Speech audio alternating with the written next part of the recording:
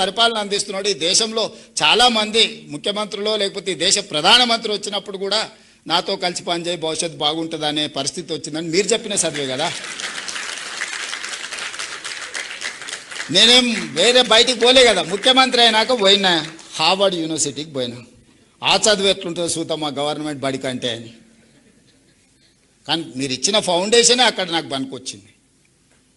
నేను కూడా రీసెంట్గా ఎగ్జిక్యూటివ్ ఎడ్యుకేషన్ కోసం హార్వర్డ్ పోయి వచ్చిన. ఈ దేశంలో నాకు తెలిసి మరి ఎవరైనా ముఖ్యమంత్రులు పోయినో పోలేదో నాకు తెలియదు, పెద్దలు కేశవరావు గారు చెప్పాలా. ఇప్పుడున్న ఎడ్యుకేషన్ సిస్టమ్ మిమ్మల్ని పంపించడమే కాదు, as a state chief minister నేను కూడా వెళ్ళి చూసిన అసలు ఏంది. హార్వర్డ్ నుంచి గొప్ప గొప్ప మేధావులు వస్తారు, నోబెల్ గ్రహీతలు వస్తారు, యూనికాన్స్ వస్తారు అని అంటే చూద్దాం అది కూడా అని. మీరు ఎట్లయితే 5 రోజులు మార్నింగ్ టు ఈవినింగ్ ఉందో same exact morning 9 to evening 7 5 days continuous, ½ an hour lunch break, కంప్లీట్గా కూర్చొని వచ్చిన క్లాస్లో నేను. చూద్దాం చదువు ఎట్లుంటుందో అని.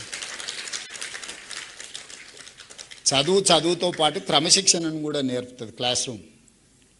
క్రమశిక్షణ లేనోడు జీవితంలో ఎందుకు పనికిరాడు, ఎందుకన్నా పనికొచ్చినా తాత్కాలికమే. తెలివి తక్కువన క్రమశిక్షణ ఉంటే ఎక్కువ పని చేయొచ్చు. తెలివి ఎక్కువన క్రమశిక్షణ లేకపోతే సరైన సమయానికి వాడు అక్కడికి రానే రాడు. దానివల్ల ఏం ఉపయోగం. మహామేధా ఉంటాడు కానీ పరీక్ష రోజు పరీక్ష రాయకపోతే ఏమవుతాడు. అట్లనే ఈరోజు మిత్రులారా మనందరం ఒక 5 ఏళ్ళు ఒక మంచి ఆలోచన చేద్దాం. మనం ఇబ్బందులలో ఏం లేం, ఆకలితో ఏం చచ్చిపోతలేం. కుటుంబం కూడా అత్యంత దారుణమైన పరిస్థితులలో ఏం లేం. నా టీచర్లు అందరూ మంచిగా గౌరవంగా ఆర్థికంగా సమాజంలో చాలామంది కంటే బాగా ఈరోజు వాళ్ళు ఉన్నారు. వాళ్ళు సంఘాలు ఒకవేళ మీకు చెప్పిన మీరు సొంతంగా ఆలోచన చేసుకోండి. మీరే నాయకులను తయారు చేసేది కూడా మీరే. 5 సంవత్సరాలు మేము పేద విద్యార్థుల కోసం ప్రభుత్వ పాఠశాలకు వచ్చే పిల్లల కోసమే మేము అంకితం అవ్వదలుచుకున్నాము. 5 సంవత్సరాల తర్వాత మేము వెనక్కి తిరిగి చూసుకుంటాం. ఒకవేళ ఏమైనా కోల్పోతే మా రేవంత్ అన్న దగ్గరకు పోయి మేము కొట్లాడి తెచ్చుకుంటామని మీరు మనసులో పెట్టుకోండి.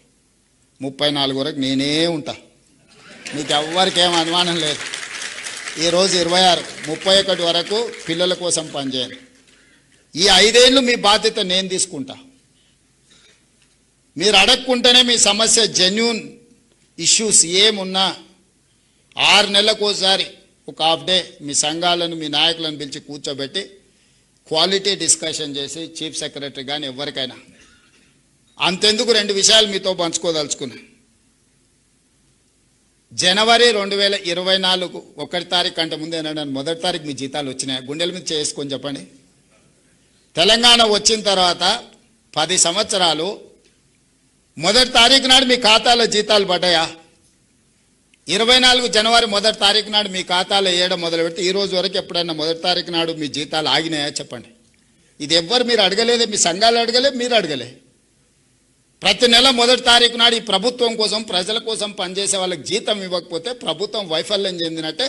ప్రభుత్వానికి నాయకత్వం వహించిన ఎవరి కుర్చీలున్నా వాళ్ళు విఫలం చెందినట్టే అని ఒక నైతిక బాధ్యత తీసుకొని ప్రతి నెల 1 తారీఖు నాడు మీ ఖాతాలో జీతాలు వేస్తున్నారు. మీ పిల్లల చదువుల కోసం మీ ఇళ్ళ కోసం లోన్ తెచ్చుకుంటే మీ చెక్స్ డిజైనర్ అయి మీ సిబిల్ స్కోర్ పాడైపోయి మొండి పద్దుల కింద మీ ఖాతాలు మారి బ్యాంకుకి వెళ్తే మీకు అప్పు పుట్టని పరిస్థితి ఉండే. ఈరోజు రెగ్యులేట్ చేసుకుంటూ వచ్చిన కదా. ఈరోజు అవుట్సోర్సింగ్ కాంట్రాక్ట్ వాళ్ళని కూడా రెగ్యులేట్ చేయమని చెప్పిన కదా. ఒకప్పుడు పాఠశాలలో ఊడ్చుకునేది మీరే, తుడుచుకునేది మీరే, గంట కొట్టుకునేది మీరే, అవునా?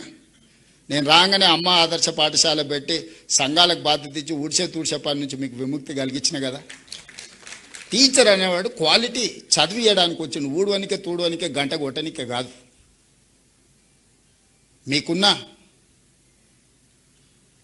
అనుభవాన్ని పిల్లలకు ఉపయోగించాలనేది నా ఆలోచన. పిల్లల బట్టలు కావచ్చు, డైట్ ఛార్జెస్ 10 సంవత్సరాలు పెంచకపోతే నేను వచ్చి 40% పెంచిన.